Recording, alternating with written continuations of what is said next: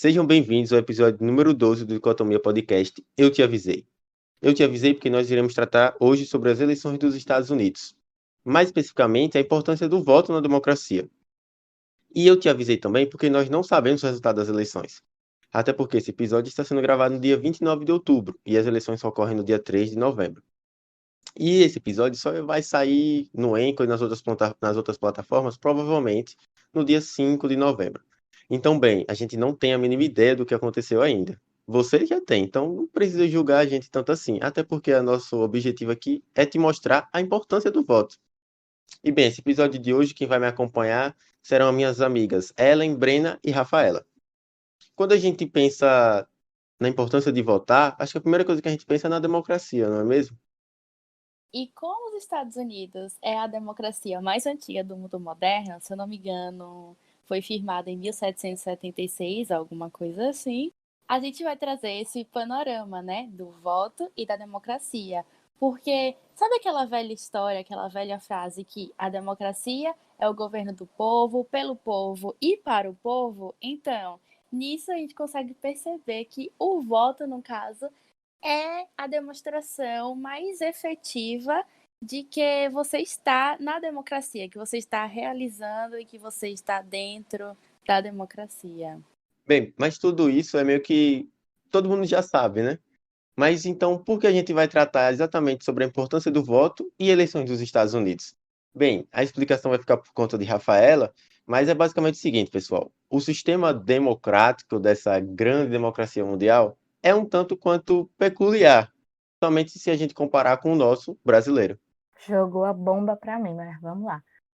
Olha, eu vou aqui palestrar um pouquinho, mas é para vocês entenderem. Então, nas últimas eleições, Trump teve 63 milhões de votos e Hillary Clinton, a sua oponente, teve 66 milhões de votos. Ou seja, Trump perdeu no voto popular.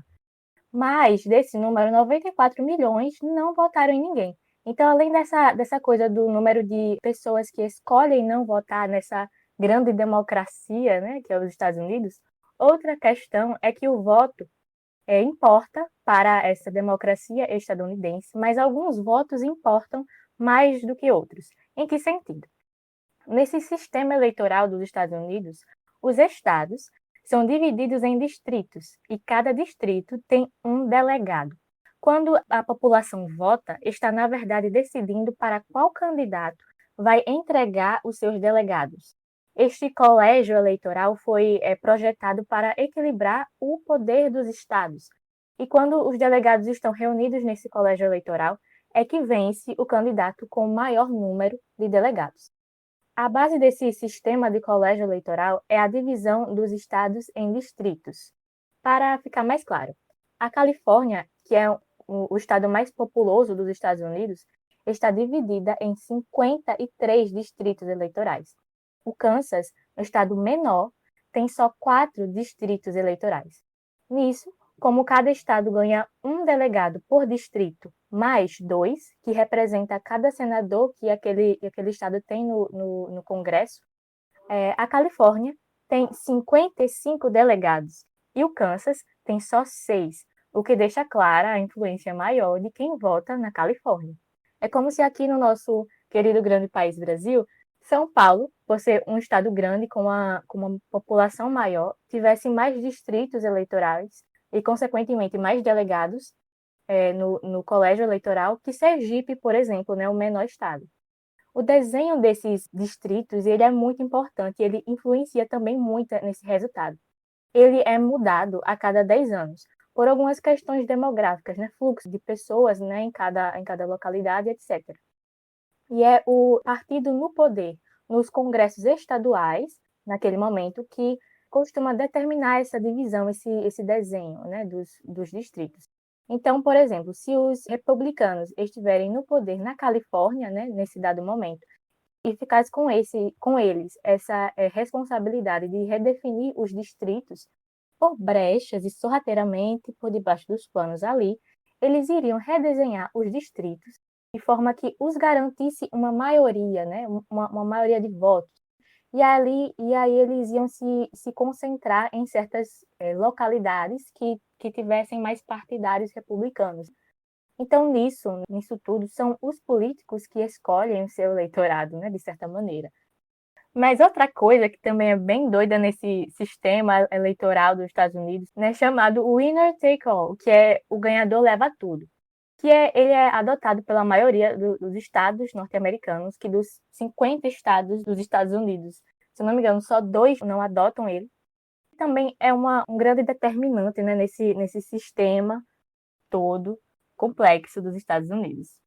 Que Ellen pode falar um pouquinho mais para eu parar de palestrar, não é mesmo?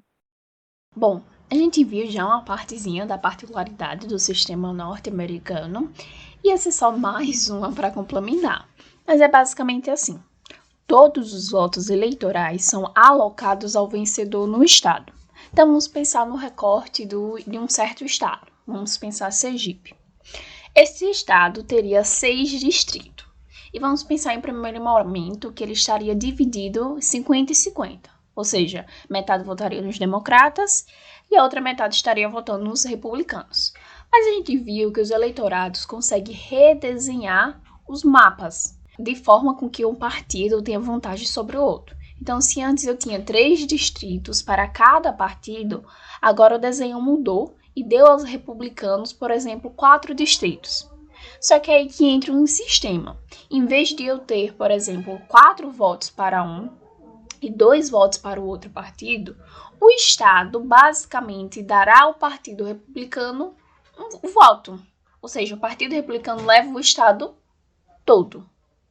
E é basicamente isso. E você olha e pensa que realmente não tem sentido, mas aí, né? Grande democracia. E é bem doido porque, por exemplo, na Califórnia, que eu tinha dito que tem 55 delegados, né, para os seus distritos, foi por isso que Trump, né, basicamente ganhou nas últimas eleições. Ele não ganhou no voto popular, né, como eu tinha dito, mas ele ganhou. Por quê? Por causa dessa jogada, desse sistema do ganhador leva tudo. Na Califórnia, Trump conseguiu o maior número de delegados. Ele conseguiu 28 delegados, se eu não me engano, dos 55. Então, ele ganhando só os 28, na verdade, ele levou todos os 55 delegados daquele estado. Então, quando nós falamos sobre eleições nos Estados Unidos, sempre vem em mente 2 partidos, os republicanos e os democratas. Mas a gente fica sempre naquela dúvida, ok, mas quem são os republicanos e quem são os democratas? Esse é um ponto que eu vou pedir para Ellen explicar um pouco mais. Mas só lembrando que nos Estados Unidos, o sistema político não é bipartidário. Por exemplo, tem candidatos do Partido Verde, do Partido Libertário, por exemplo, sabe? Então a gente tem que focar isso, deixar isso em mente para não achar que é bipartidário e se enganar. Mas, ok, quem são esses 2 partidos? Quem faz parte? Quais são os ideais desses 2 partidos, sabe? Bom, já não basta, como a gente já viu Rafa explicando, o sistema ser peculiar dessa forma, ele é total diferente do que a gente conhece aqui no Brasil, né? Porque aqui no Brasil, uma das coisas que eu fico assim impressionada é porque encontramos partidos novos saindo do bueiro. É uma facilidade enorme. Verdade. Então a gente encontra vários candidatos de partidos que às vezes você nunca escutou na vida, porque normalmente, como os Estados Unidos, temos aqueles partidos hegemônicos, que é o caso dos democratas e dos republicanos lá. Bom, os democratas, vou começar falando sobre eles. Eles seriam basicamente um partido popular e das minorias, certo? Ele seria, em comparação aqui, um partido progressista. As pautas deles seriam pautas relacionadas ao bem-estar social, questões de gêneros e questões raciais, a ideia de Medicare, que é um sistema de saúde lá, educação, segurança, uma agenda social e uma agenda de desenvolvimento. E quem votaria nele, basicamente? O perfil dessas pessoas que votariam nos democratas seriam mulheres negras, ruralistas do Nordeste, católicos hispânicos, essa mulher milenar que a gente conhece como jovem e a mulher branca colegiada, certo? E os republicanos, eles seriam, assim, uma pauta praticamente contrária. Se a gente tem uma agenda mais progressista, voltada para o lado do bem-estar social, aqui a gente já vai ter uma agenda mais conservadora. É um partido mais conservador. Isso porque ele é pautado em temas que a gente conhece que são os temas tradicionais. Então, temas tradicionais ligados à religião, respeito a Deus, à família, aquela ideia de fazer a América grande novamente. E, além disso, eles têm essa ideia de que tipo, influências malignas externas, sabe? Além de uma ideia de projeção hegemônica do país, que é o slogan do nosso presidente atual. Então, o perfil aqui ele já vai ser um pouco diferente do perfil dos democratas. Eu já vou ter o branco evangélico, o homem branco não colegiado, o sulista rural, e além disso a gente tem o homem branco de idade mais avançada, aqueles 40, 45 por aí. E é como o Brena frisou, esses dois são os hegemônicos. Mas, por exemplo, Partido Verde, Partido Libertário, Partido da Constituição, até mesmo partidos que não têm filiação partidária nenhuma fazem parte das eleições, mas é basicamente assim, não tem muita voz se você for botar em comparação a esses dois grandes partidos. E é interessante porque os pais fundadores dos Estados Unidos, né, quando estavam ali projetando todo esse sistema eleitoral que ele existe, porque naquela época não tinha muitos meios de comunicação eficientes, né, e por isso que ele é assim tão complexo, mas quando eles pensaram tudo isso, eles não pensaram em partidos políticos. Na verdade, eles pensavam que partidos políticos eram algo perigoso, né, eles não eram muito fãs de partidarismos políticos. Então, é algo interessante, porque todo esse sistema de voto hoje, ele tende muito para os partidos políticos, né? Democratas, republicanos. É sim, um adendo a essa questão eleitoral norte-americana é também que a gente falou, por exemplo, no exemplo de Ellen, ela está falando de distritos que são majoritariamente democratas e tem distritos que são majoritariamente republicanos, né? A mesma coisa se repete nos estados. Existem estados que costumam votar em todas as eleições no Partido Democrata e existem estados que costumam votar, na maioria das eleições, no Partido Republicano. Só que existem alguns estados que se chamam swing states. A gente pode pensar que esses estados, eles meio que pendem para os dois lados, dependendo da eleição. Esses estados são representados por Michigan, Pensilvânia, Wisconsin, Carolina do Norte, Flórida e Arizona. Todos esses estados aqui basicamente meio que decidem a eleição, porque se um candidato meio que garante os estados que já costumam votar no partido dele e soma com esses estados a mais da metade desses swing states, então ele meio que já está garantido para ser eleito. Agora, o porquê de todas essas informações? É porque a gente precisa lembrar que nos Estados Unidos a votação não é obrigatória. Então, meio que se uma parcela da população, não sei, a elite, ou mesmo se uma parcela marginalizada da sociedade, como os negros, como os homossexuais, deixarem de votar, eles vão cada vez mais perder participação política dentro dos Estados Unidos, entendeu? A gente tem que pensar como dentro de toda essa sistemática meio confusa da democracia norte-americana, ainda assim o voto é extremamente importante se você quiser trazer mudanças e benefícios. Bem, e quando a gente entende todo o modelo e como funciona, né, as eleições nos Estados Unidos, a gente consegue perceber que pode sim ocorrer fraudes eleitorais, como já aconteceu e que deu várias polêmicas. Apesar que existem algumas pessoas que acreditam que fraudes eleitorais é uma coisa normal, e outras dizem que fraudes eleitorais não é um problema, que sim deve ser combatido, e enfim. Mas um dos exemplos que eu quero trazer aqui é um que aconteceu nos Estados Unidos, quando algumas pessoas tiveram dificuldade para votar. Por que isso aconteceu? Porque a Suprema Corte dos Estados Unidos meio que apunhalou a Lei dos Direitos de Voto, uma das mais importantes leis de direitos civis. E isso basicamente fez com que os estados que eram regulados por essa lei pudessem fazer alterações nas suas leis eleitorais sem interferência da Suprema Corte, ou seja, né, sem autorização federal. E daí acontece o que mais podemos, digamos assim, temer nessa situação, porque vários estados acabam criando restrições às formas de votar, né? E isso acaba fazendo com que as pessoas encontrem dificuldades. E essas pessoas são normalmente grupos específicos, como os latinos, como os afro-americanos, entendeu? E isso dificulta realmente e muito.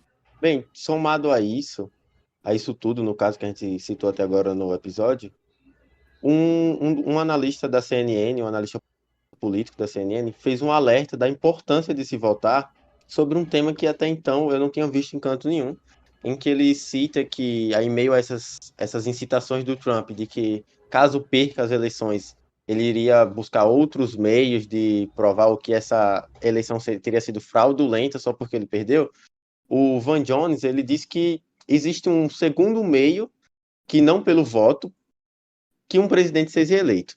E ele tenta alertar isso num TED Talk, que a gente vai deixar nas referências aqui, para as pessoas votarem de qualquer modo. Por quê? Porque, segundo ele, caso um candidato perca as eleições, ele não é obrigado a desistir da disputa. Ele pode buscar meios burocráticos no Congresso para que se garantir a sua eleição. Então, segundo Van Jones, isso é meio que uma afronta aos costumes norte-americanos e toda a própria democracia também. E ele diz, então, o quanto é importante as pessoas votarem, que elas não deixem de votar e que elas se posicionem, somente nesse ano, que eles querem um ano em meio à pandemia, a massacre de negros cada vez mais de modo aberto, e que diz que é muito importante as pessoas se posicionarem de uma vez e votarem para evitar que essas coisas continuem acontecendo, e que até mesmo um grande baque na democracia norte-americana, que seria, no caso, um candidato perdedor dizer que não aceita a derrota, não aconteça, né? Sim, Van Jones ele dá exemplos de eleições anteriores, né?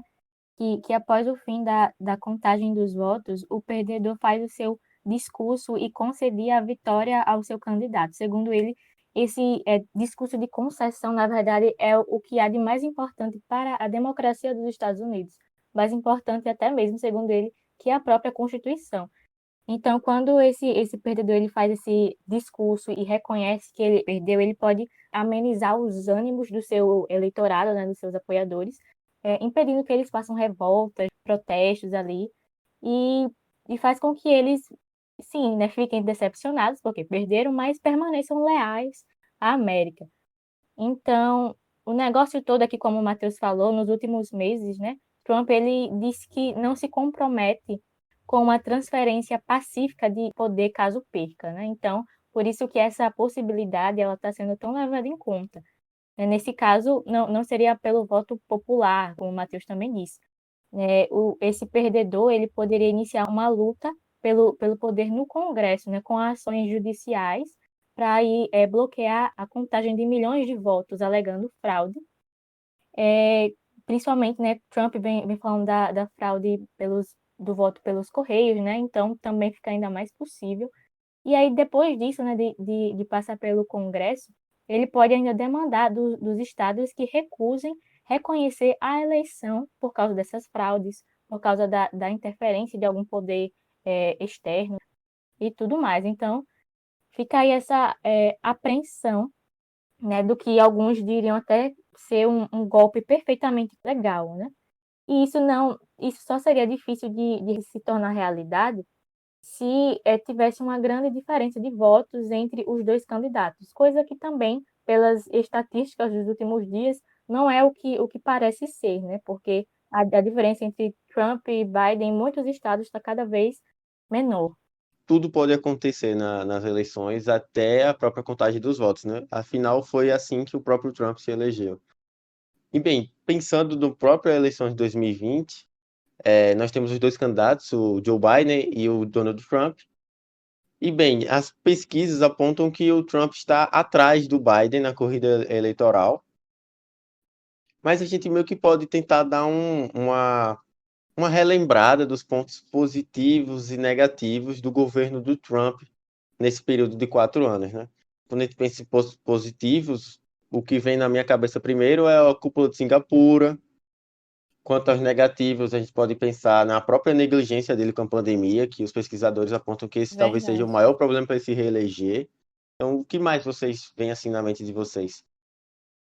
Uma coisa que foi muito polêmica também é, no caso, a ideia do muro, então, relacionado então principalmente com as leis deles migratórias ou antimigratórias, como podemos hoje chamar, que é aquela ideia de você separar, e isso aí realmente, assim, pendeu para um lado Com dele. certeza. Ó, pontos negativos em vários, aquelas. Mas um dos principais é a saída do Acordo de Paris. É isso que me choca bastante. Tem outra coisa que eu não sei se exatamente foi positivo ou negativo, mas que é algo que foi muito falado nesse ano, né? Que foi esse apoio dos Estados Unidos na normalização das relações entre Emirados Árabes Unidos e o Bahrein, que assinaram alguns acordos para normalizar suas relações com Israel, né? Então, Trump, ele atuou muito no Oriente Médio, até claramente negativamente, quando no início desse ano teve aquele bombardeio, não é? Soleimani, tudo mais. Foi toda aquela polêmica. Terceira Guerra Mundial, será? Pelas mãos de Trump? Então, em meio a todas essas coisas, se você meio que concorda com as atitudes do Trump, se você gostou da administração dele, ou se você não gostou, ainda assim se faz necessário você votar, né? Afinal, se você não votar, você meio que abre caminho para todos os processos, digamos, fraudulentos e os outros caminhos que a gente acabou falando até aqui no episódio, podem acabar elegendo o presidente que você não gostaria de ter, né? Exato, por isso a gente tem que votar sempre com consciência e pesquisar bem sobre os candidatos. E não ficar só naquela neura de que, o meu voto não vai valer a pena ou não. Porque até nos Estados Unidos também acontece, nessa questão, né, de fraudes eleitorais, acontece muito, por exemplo, do seu voto não ser contado porque a pessoa simplesmente não assinou, ou então a assinatura não conferiu com a assinatura que tem lá no registro, ou então que você botou seu nome errado. Acontece muito isso. Então, são milhares de votos que acabam não sendo contados e que sim fazem diferença. Até porque o voto não é somente uma obrigação. Principalmente lá, como a gente já comentou, ele não é obrigatório, mas é porque principalmente é um direito conquistado com muitas lutas. Então, assim, é uma parte importante do processo democrático, é uma parte de você fazer parte daquela cidadania, você ser um cidadão brasileiro, ser um cidadão norte-americano, como no caso estamos falando aqui. E é tipo, você pode mudar o destino político do seu estado, sua região, do seu país, como também você pode ajudar a representar seus ideais. Como o Matheus disse, você pode acabar, no caso aqui do Brasil, votando nulo, não votando lá nos Estados Unidos e acabar sendo eleito uma pessoa que nada a ver com o que você pense. E assim vai. Então, votem, por favor. E essa questão do direito de votar, às vezes nos remete àquela questão de, é um direito ou é um privilégio, né? Porque sempre vem essas lutas e a gente acaba conquistando, vários grupos acabam conquistando, mas mesmo assim a gente sempre está nessa constância de ampliação de poder de voto. Em meio a tudo isso, meu caro ouvinte, nós não podemos esquecer que não está ocorrendo só as eleições presidenciais dos Estados Unidos, né? Lembrem-se que, nesse período do Brasil, nós estamos entrando no período eleitoral para vereadores e prefeitos, respectivamente, das suas cidades. Então, também não esqueçam de votar. Até porque, em paralelo ao sistema eleitoral norte-americano, digamos que o nosso sistema é um tanto quanto mais simples. Se você parar para pensar que aqui nós temos o voto proporcional, né? O seu voto tem o mesmo peso do que o voto de qualquer outra pessoa que vote em outro estado, em outra cidade. Então, lembre-se também da importância de votar você, brasileiro. Não é só as eleições norte-americanas que importam, não é mesmo? Porque eu nunca vi tanto marketing, Verdade. tanta propaganda sobre as eleições Verdade. A mídia norte-americanas. Até mundial parece em que aqui no Brasil não está peso. rolando a Menino, eleição também, né? menino, teve até outdoor em Governador Valadares, né, em Minas Gerais, de apoio a Trump. Meu Deus, é uma coisa bem assim. Parabéns, brasileiro. Ai, Ele gente, superou. é complicado. Não, claro que a gente tem que ter essa consciência, né? Que as eleições dos Estados Unidos sim têm certa influência no Brasil quanto no mundo inteiro, mas também, né, não podemos deixar de olhar para dentro, né? E ver também que o que as pessoas tomam decisão lá fora, tomam decisão lá nos Estados Unidos, vai acabar influenciando a gente. Então, quais são os cuidados e quem que a gente vai eleger aqui também, né? Política externa, galera.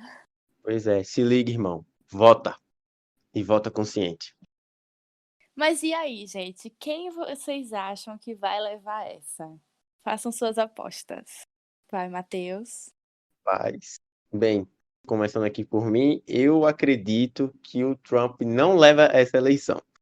Porque baseado nas coisas que eu acabei lendo para poder gravar o episódio, eu vi que o que aconteceu em 2016 meio que foi um grande milagre estratégico do grupo eleitoral do Trump, da galera que estava por trás, em que o Trump ele não conseguiu só ele conseguiu expandir a base de votos dos republicanos, entendeu?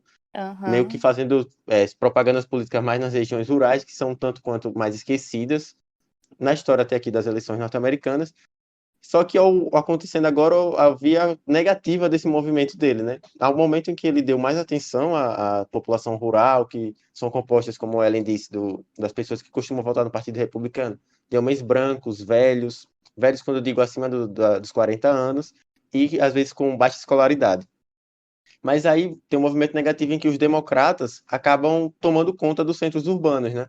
E fora isso, tem outra coisa que a gente também já falou sobre a própria questão da crise da pandemia do coronavírus, em que ele foi um dos líderes que sempre eu estou batendo na tecla de que não era para dar importância, então ele foi negligente com isso. E é uma coisa que é um pouco difícil de você fazer um cidadão votar num cara que meio que foi responsável por morte de talvez um parente seu, um amigo, coisa desse tipo. Então, eu realmente acho que o Biden vai levar, até porque também existe o movimento Black Lives Matter, e o Biden tem um percentual muito grande com as pessoas negras que pretendem votar nele, né? Sim, verdade. E você, Ellen, qual a sua aposta? Eu estou com meu amigo Matheus. Eu acho que quando eu fui pesquisando, eu tava vendo. Aí quando eu vi os dois errados. Não sei, né? Não sei. Sem spoiler. Mas eu acho que, tipo, quando a gente. Eu fui procurando para falar mais aqui no episódio, fui vendo umas coisas no sentido dos próprios votos do colégio eleitoral, no sentido do distrito, dessas coisas que provavelmente possa dar vantagem no caso, ao democrata Joe Biden, né? Mas vamos ver. E você, Rafa? Rapaz, eu não sei quem ganha, mas eu sei quem perde. O Brasil vai perder de qualquer jeito, entendeu? Exatamente. Porque se Trump ganha, a gente continua Exatamente. gado, né, Ai, nos Estados ai. Unidos, com o governo Bolsonaro Gente. aí, nosso grande Ernesto Araújo, Boa. ministro das Relações Exteriores. Mas se Trump perde, né, e Biden ganha, aí Bolsonaro fica aí arretado. E aí a vice de Biden, né, eu vi algumas notícias também, que ela é muito crítica de Bolsonaro, né, e se opõe até a acordos entre Brasil e Estados Unidos por causa da Amazônia, né, todos esses desleixos ambientais do governo Bolsonaro. Então, fica aí essa coisa, né, o Brasil, tanto se ganhar quanto Tá se perder, afundado. fica no ruim do mesmo jeito. Exatamente. Eu adorei a crítica que o Matheus fez, um super analista agora, amei. Mas eu também acho que eu concordo com o Matheus. Mas, ao mesmo tempo, depois de 2020, eu aprendi que eu não devo criar muitas expectativas para o futuro. Então, eu realmente não tenho certeza, mas acho que Biden também leva. Pelo menos é o que eu quero.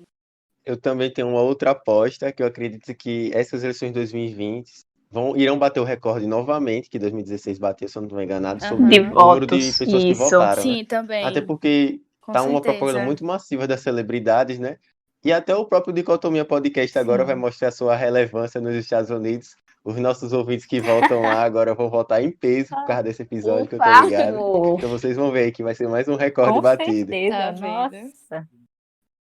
Valeu, Mas é galera. isso, galera. Espero que vocês tenham gostado. Não se esqueçam de deixar qual é a expectativa de vocês para saber quem é que vai levar essa eleição lá no nosso Instagram, que é o @dicotomia_cast, por favor. E agora a gente vai dar algumas referências e algumas indicações para vocês.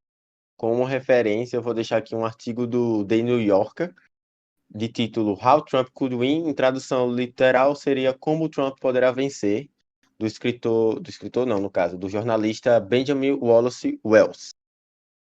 Que ele vai meio que fez várias entrevistas com pesquisadores políticos que trabalham por trás das eleições sobre qual candidato teria mais chances e as enormes dificuldades que o Trump teria para poder ser eleito. A minha, eu vou assim. Não sei se vocês vão chegar a ver, mas eu praticamente consegui entender tudo dos Estados Unidos com essa minissériezinha. Que era tipo. Ela é uma série com vários outros temas, que é tipo explicando. E essa que eu vi são 3 episódios, mais ou menos de 25 minutos cada um. E é Whose Vote Counts. Então, sério, muito legal. Vocês vão realmente entender agora, dessa vez, os Estados Unidos. Dicotomia ajudou, tenho certeza, Rafa. Maravilhosa. Ah, meu Deus.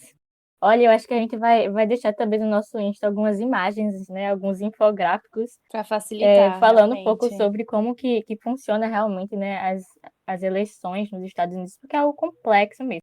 Mas como referência, eu vou deixar o vídeo, né, que eu tinha dito, que o Matheus falou também, do Van Jones, que tá lá no canal do TED Talks, no YouTube, que o título do vídeo, vamos lá, meu inglês. What if a US presidential candidate refused to concede after an election? Tradução livre. O que acontece se um presidente dos Estados Unidos, né, se recusa a ceder, né, depois de uma eleição? Então, é um vídeo muito bom, tá em inglês, infelizmente, não tem legenda em português, mas se você puder dar uma olhada, é muito curioso, assim, como que isso é realmente possível, constitucionalmente possível, né? Então, fica aí.